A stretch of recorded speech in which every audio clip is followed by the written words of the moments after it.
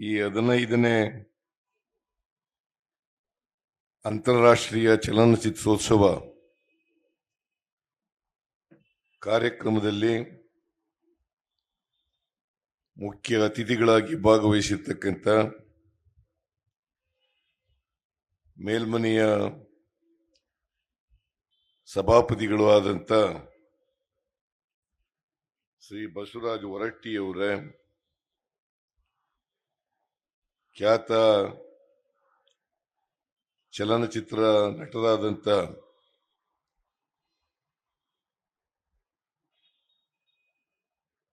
ಶಿವರಾಜ್ ಕುಮಾರ್ ಅವರ,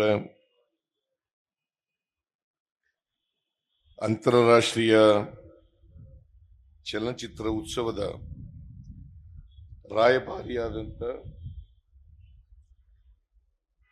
ಡಾಕ್ಟರ್ ಡಾಲಿ ಧನಂಜಯ ಅವರ, ಚಲನಚಿತ್ರ ನಿರ್ದೇಶಕರಾದಂಥ ಡಾಕ್ಟರ್ ಜಬ್ಬಾರ್ ಪಟೇಲ್ ಅವರ,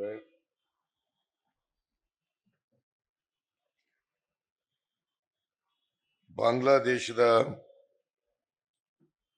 ನಟರಾದಂಥ ಅಜ್ಮೇರಿ ಬಾದೋಶ್ ಅವರ,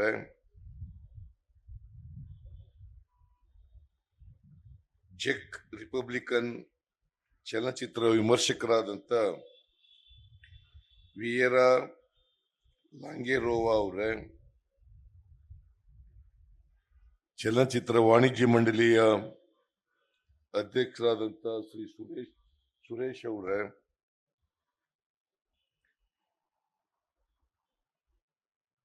ಚಲನಚಿತ್ರಕ್ಕೆ ಕಾಲಿಟ್ಟಿರ್ತಕ್ಕಂಥ ನಟಿ ಆರಾಧನಾ ಅವರ, ಕಲಾತ್ಮಕ ನಿರ್ದೇಶಕರಾದಂಥ ಎನ್ ವಿದ್ಯಾಶಂಕರ್ ಅವರ, ನಟರಾದಂಥ ಸಾಧು ಕೋಕಿಲಾ ಅವರ, ವಿಧಾನ ಪರಿಷತ್ನಲ್ಲಿ ಮುಖ್ಯ ಸಚೇತಕರಾದಂಥ ಸಲೀಂ ಅಹಮದ್ ಅವರ, ಶಾಸಕರಾದಂಥ ಶಿವಣ್ಣ ಅವರ, ಶ್ರೀ ಬಸವಂತಪ್ಪ ಅವರ, ಪ್ರದೀಪ್ ಈಶ್ವರ್ ಅವರ, ಮೇಲ್ಮನೆಯ ಸದಸ್ಯರಾದಂಥ ನಾಗರಾಜ್ ಯಾದವ್ ಅವರ, ಈ ಕಾರ್ಯಕ್ರಮದಲ್ಲಿ ಭಾಗವಹಿಸಿರ್ತಕ್ಕಂಥ ಎಲ್ಲ ಕಲಾವಿದ ಬಂಧುಗಳೇ, ಮಹಿಳೆಯರೇ ಮತ್ತು ಮಹನೀಯರೇ ಹಾಗೂ ಮಾಧ್ಯಮದ ಗೆಳೆಯರೇ,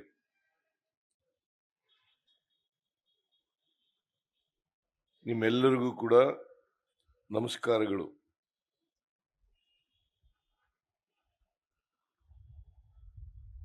ನಾನು 15ನೇ ಅಂತಾರಾಷ್ಟ್ರೀಯ ಚಲನಚಿತ್ರೋತ್ಸವ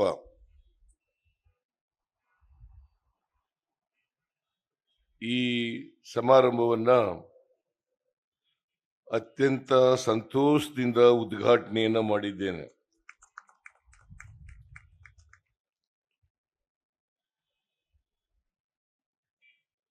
ಈ ಚಲನಚಿತ್ರೋತ್ಸವ ಬೆಂಗಳೂರಿನಲ್ಲಿ ನಡೀತಾ ಇರ್ತಕ್ಕಂಥದ್ದು ಬಹಳ ಸಂತೋಷದ ವಿಚಾರ. 14 ಚಲನಚಿತ್ರೋತ್ಸವಗಳನ್ನ ಬೆಂಗಳೂರಿನಲ್ಲಿ ನಡೆಸಿದ್ದೇವೆ. ನಾನು ಹಿಂದೆ ಮುಖ್ಯಮಂತ್ರಿಯಾಗಿರುವಾಗ 5 ವರ್ಷಗಳ ಕಾಲ ಎಲ್ಲ ಅಂತಾರಾಷ್ಟ್ರೀಯ ಚಲನಚಿತ್ರೋತ್ಸವದಲ್ಲಿ ಭಾಗಿಯಾಗಿದ್ದೆ ನಾನು. ಮತ್ತೆ ಆ ಚಲನಚಿತ್ರೋತ್ಸವ ನಡೀಲಿಕ್ಕೆ ಸರ್ಕಾರದಿಂದ ಎಲ್ಲ ಸಹಾಯವನ್ನ ನೀಡಿದ್ದೆ ಅಂತಕ್ಕಂಥ ಮಾತುಗಳನ್ನ ಹೇಳಲಿಕ್ಕೆ ಬಯಸ್ತಾ ಇದ್ದೇನೆ. ಈ 15ನೇ ಚಲನಚಿತ್ರೋತ್ಸವಕ್ಕೂ ಕೂಡ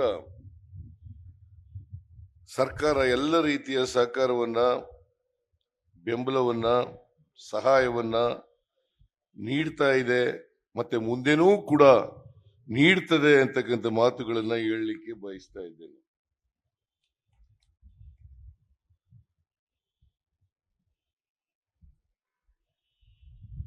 ಈ ಅಂತಾರಾಷ್ಟ್ರೀಯ ಚಲನಚಿತ್ರೋತ್ಸವ ಈ ಉತ್ಸವದಲ್ಲಿ ಕನ್ನಡ ಚಿತ್ರಗಳಷ್ಟೇ ಅಲ್ಲ,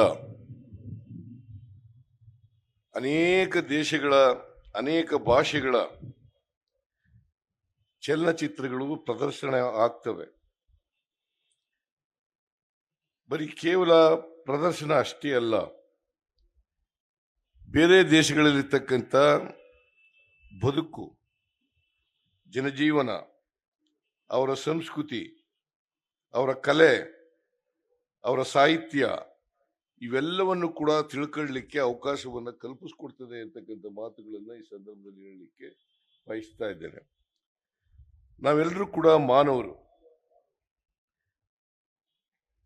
ಯಾವುದೇ ದೇಶದಲ್ಲಿರಲಿ, ಯಾವುದೇ ಧರ್ಮಕ್ಕೆ ಸೇರಿರಲಿ, ಯಾವುದೇ ಭಾಷೆ ಮಾತಾಡಲಿ, ಯಾವುದೇ ಸಂಸ್ಕೃತಿಗೆ ಸೇರಿದಂಥವ್ರು ಇರಲಿ, ನಾವೆಲ್ಲರೂ ಕೂಡ ಮನುಷ್ಯರಾಗಿ ಬದುಕ್ತಕ್ಕಂಥದ್ದು ಬಹಳ ಮುಖ್ಯ. ಯಾಕಂತಂದ್ರೆ ಇವತ್ತು ಇಡೀ ಜಗತ್ತೇ ಒಂದು ಗ್ರಾಮ ಆಗಿದೆ, ಗ್ರಾಮದ ರೀತಿಯಲ್ಲಿ ಇದೆ ಇವತ್ತು. ಇಂಥ ಪರಿಸ್ಥಿತಿನಲ್ಲಿ ಇಡೀ ಜಗತ್ತು ನಾವು ಮನುಷ್ಯರಾಗಿ ಬಾಳ್ತಕ್ಕಂಥದ್ದು, ಪರಸ್ಪರ ಪ್ರೀತಿ ವಿಶ್ವಾಸದಿಂದ ಇರ್ತಕ್ಕಂಥದ್ದು ಅತ್ಯಂತ ಅವಶ್ಯ. ಮನುಷ್ಯನನ್ನ ಯಾವತ್ತೂ ಕೂಡ ದ್ವೇಷಿಸಬಾರದು. ಮನುಷ್ಯನನ್ನ ಯಾವತ್ತೂ ಕೂಡ ದ್ವೇಷಿಸಬಾರದು. ಮನುಷ್ಯರನ್ನ ಪ್ರೀತಿಸ್ಬೇಕು.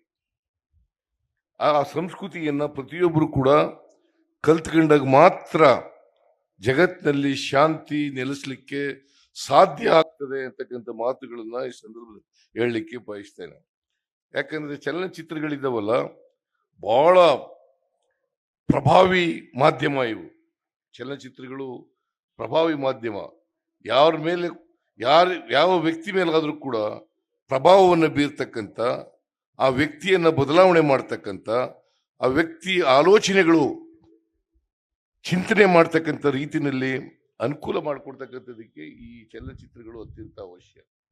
ಯಾಕಂತಂದ್ರೆ ನಾವು ಬೇರೆ ಭಾಷೆಗಳನ್ನ ನೋಡಿದಾಗ, ಬೇರೆ ಭಾಷೆಯ ಚಿತ್ರಗಳನ್ನ ನೋಡಿದಾಗ ಅಲ್ಲಿ ಯಾವ ರೀತಿ ಜನ ಬದುಕ್ತಾ ಇದ್ದಾರೆ, ಯಾವ ರೀತಿ ಅವರ ಸಂಸ್ಕೃತಿ ಇದೆ, ಅವರ ಜನಜೀವನ ಹೇಗಿದೆ, ಇವನ್ನೆಲ್ಲ ಕೂಡ ತಿಳ್ಕೊಳ್ಳಿಕ್ಕೆ ಸಾಧ್ಯ ಆಗ್ತದೆ.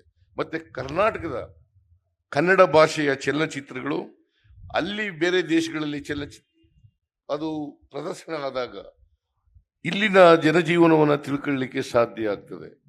ನಮ್ಮ ದೇಶದಲ್ಲಿ ಅನೇಕ ಧರ್ಮಗಳಿದ್ದಾವೆ, ಅನೇಕ ಜಾತಿಗಳಿದ್ದಾವೆ, ಅನೇಕ ಭಾಷೆಗಳಿದ್ದಾವೆ.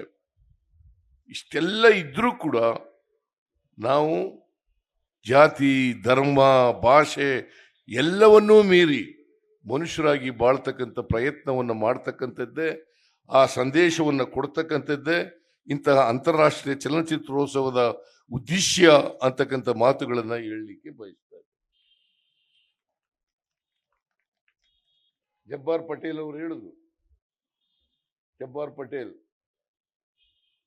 ಬಾಬಾ ಸಾಹೇಬ್ ಅಂಬೇಡ್ಕರ್ ಅವರು ಕೊಟ್ಟಿರ್ತಕ್ಕಂಥ, ನಮ್ಮ ದೇಶಕ್ಕೆ ಕೊಟ್ಟಿರ್ತಕ್ಕಂಥ ಸಂವಿಧಾನ ಇದೆಯಲ್ಲ, ಅದನ್ನ ಇಂಗ್ಲೆಂಡ್ ದೇಶದ ಮುಖ್ಯ ನ್ಯಾಯಾಧೀಶರು ಹೇಳ್ತಾ ಇದ್ರು, ಇದು ಅತ್ಯಂತ ಶ್ರೇಷ್ಠ ಸಂವಿಧಾನ ಅಂತಕ್ಕಂಥ ಮಾತುಗಳನ್ನು. ಅಂಬೇಡ್ಕರ್ ಅವರ ಮೇಲೆ ಒಂದು ಚಲನಚಿತ್ರ ಬಂದಿದೆ. ಆ ಚಲನಚಿತ್ರ ನಾವೆಲ್ಲರೂ ಕೂಡ ನೋಡ್ಬೇಕಾಗ್ತದೆ. ಯಾಕಂತಂದ್ರೆ ಬಾಬಾ ಸಾಹೇಬ್ ಅಂಬೇಡ್ಕರ್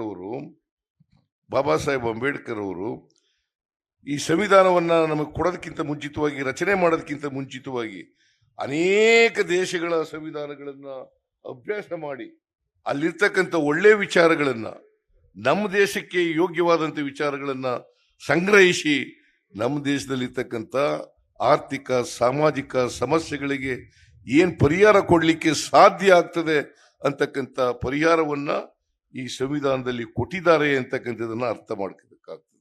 ಬಹುಶಃ ಬೇರೆ ದೇಶಗಳಲ್ಲಿ ಈ ರೀತಿಯಾದಂಥ ವೈರುಧ್ಯತೆ ಇರಲಿಕ್ಕೆ ಸಾಧ್ಯ ಇಲ್ಲ. ಸಾಮಾಜಿಕ ವೈರುಧ್ಯತೆ, ಆರ್ಥಿಕ ವೈರುಧ್ಯತೆ, ರಾಜಕೀಯ ವೈರುಧ್ಯತೆ ಬೇರೆ ದೇಶಗಳಲ್ಲಿ ಇರಲಿಕ್ಕೆ ಸಾಧ್ಯ ಇಲ್ಲ. ಆದರೆ ಭಾರತದಲ್ಲಿ ಸಾಮಾಜಿಕ ಅಸಮಾನತೆ, ಆರ್ಥಿಕ ಅಸಮಾನತೆ ಇರ್ತಕ್ಕಂಥ ಸಮಾಜ. ಈ ಸಮಾಜದಲ್ಲಿ ನಾವೆಲ್ಲರೂ ಕೂಡ ಸಮಾನತೆಯನ್ನು ತರಲಿಕ್ಕೆ ಪ್ರಯತ್ನವನ್ನು ಮಾಡಬೇಕು. ಎಲ್ಲ ಸರ್ಕಾರಗಳು ಕೂಡ ಸಮಾನತೆಯನ್ನು ತರಲಿಕ್ಕೆ ಪ್ರಯತ್ನವನ್ನು ಮಾಡಬೇಕು. ಅದೇ ನಮ್ಮ ಸಂವಿಧಾನದ ತಿರುಳು ಅಂತಕ್ಕಂಥದ್ದನ್ನು ಕೂಡ ಹೇಳಲಿಕ್ಕೆ ಬಯಸ್ತಾ ಇದ್ದೇನೆ. ಅದರಿಂದ ಅಂಬೇಡ್ಕರ್ ಅವರ ಮೇಲೆ ಕನ್ನಡ ಚಿತ್ರ ಯಾರು ತಯಾರು ಮಾಡಿದ್ರು ಕೂಡ ಅದಕ್ಕೆ ಎಲ್ಲ ರೀತಿಯ ಸಹಕಾರವನ್ನ, ಬೆಂಬಲವನ್ನ, ಹಣಕಾಸಿನ ಸಹಕಾರವನ್ನು ಕೂಡ ಕೊಡ್ತೇವೆ ಅಂತಕ್ಕಂಥ ಮಾತುಗಳನ್ನ ಈ ಸಂದರ್ಭದಲ್ಲಿ ಹೇಳಲಿಕ್ಕೆ ಬಯಸ್ತೇವೆ. ಸೊ ಯಾರು ಮುಂದೆ ಬಂದರೂ ಕೂಡ ಅದಕ್ಕೆ ಎಲ್ಲ ರೀತಿಯ ಸಹಕಾರವನ್ನು ಕೂಡ ಬೆಂಬಲವನ್ನು ಕೊಡ್ತೇವೆ ಅಂತಕ್ಕಂಥ ಮಾತುಗಳನ್ನ ಈ ಸಂದರ್ಭದಲ್ಲಿ ಹೇಳಿ, ಇವತ್ತು ಅನೇಕ ಥಿಯೇಟರ್ಗಳಲ್ಲಿ ಅನೇಕ ಭಾಷೆಯ ಚಿತ್ರಗಳು ನಡೀತಾ ಇರ್ತವೆ. ಇದು ಬೆಂಗಳೂರಿನ ನಾಗರಿಕರಿಗೆ ಇದು ಒಂದು ಸುವರ್ಣ ಅವಕಾಶ. ಈ ಅವಕಾಶವನ್ನು ಉಪಯೋಗಿಸಿಕೊಂಡು ತಾವೆಲ್ಲರೂ ಕೂಡ ವಿಶ್ವಮಾನವರಾಗಲಿಕ್ಕೆ ಪ್ರಯತ್ನವನ್ನು ಮಾಡಬೇಕು ಅಂತಕ್ಕಂಥ ಮಾತುಗಳನ್ನು ಹೇಳಿ, ಯಾಕಂದ್ರೆ ಕುವೆಂಪು ಅವರು ಒಂದು ಮಾತು ಹೇಳಿದ್ದಾರೆ. ಅವ್ರು ಏನು ಹೇಳ್ತಾರೆ ಅಂತಂದ್ರೆ, ಹುಟ್ಟುವಾಗ ಪ್ರತಿ ಮಗುನೂ ಕೂಡ ವಿಶ್ವಮಾನವರಾಗಿ ಹುಟ್ಟುತ್ತಾರೆ, ಬೆಳೀತಾ ಬೆಳೀತಾ ಅಲ್ಪಮಾನವರಾಗ್ಬಿಡ್ತಾರೆ. ನಾವ್ಯಾರು ಕೂಡ ಅಲ್ಪಮಾನವರಾಗಬಾರದು. ಆಗ್ಲಿಕ್ಕೆ ಸಾಧ್ಯ ಇಲ್ಲದೆ ಇದ್ರೂ ಕೂಡ ಆ ದಾರಿನಲ್ಲಿ ನಡೀತಕ್ಕಂಥ ಪ್ರಯತ್ನವನ್ನ ಮಾಡ್ತಕ್ಕಂಥದ್ದೇ ನಾವು ಮನುಕುಲಕ್ಕೆ ಸಲ್ಲಿಸ್ತಕ್ಕಂಥ ಕೊಡುಗೆ ಅಂತಕ್ಕಂಥ ಮಾತುಗಳನ್ನ ಈ ಸಂದರ್ಭದಲ್ಲಿ ಹೇಳಿ, ನಾನು ಈ ಅಂತಾರಾಷ್ಟ್ರೀಯ 15ನೇ ಬೆಂಗಳೂರು ಅಂತಾರಾಷ್ಟ್ರೀಯ ಚಲನಚಿತ್ರೋತ್ಸವವನ್ನ ಅತ್ಯಂತ ಸಂತೋಷದಿಂದ ಉದ್ಘಾಟನೆ ಮಾಡಿದ್ದೇನೆ ಅಂತ ಹೇಳ್ತಾ ನನ್ನ ಮಾತನ್ನು ಮುಗಿಸ್ತೇನೆ. ನಿಮ್ಮೆಲ್ಲರಿಗೂ ಶುಭಾಶಯ. Thank you very much. 2019ರಿಂದ ಚಲನಚಿತ್ರ ಪ್ರಶಸ್ತಿಗಳನ್ನ ಕೊಟ್ಟಿಲ್ಲ. ಈಗ ನಾನು ಕಮಿಟಿಗಳನ್ನ ಮಾಡಿದ್ದೇನೆ. ಆ ಕಮಿಟಿ ವರದಿಗಳನ್ನು ಕೊಟ್ಟ ತಕ್ಷಣ ಎಲ್ಲ ಈ ವರ್ಷದ್ದು ಮತ್ತು ಇಂದಿನ ವರ್ಷದ್ದು ಎಲ್ಲ ಚಲನಚಿತ್ರ ಪ್ರಶಸ್ತಿಗಳನ್ನ ಕೊಡ್ತೇನೆ ಅಂತಕ್ಕಂಥ ಮಾತುಗಳನ್ನ ಈ ಸಂದರ್ಭದಲ್ಲಿ ಹೇಳಲಿಕ್ಕೆ ಬಯಸ್ತೇನೆ. ನ್ಯೂಸ್ ಫಸ್ಟ್ ನಿರ್ಭೀತಿಯಿಂದ ನಿಮ್ಮ ಪರವಾಗಿ.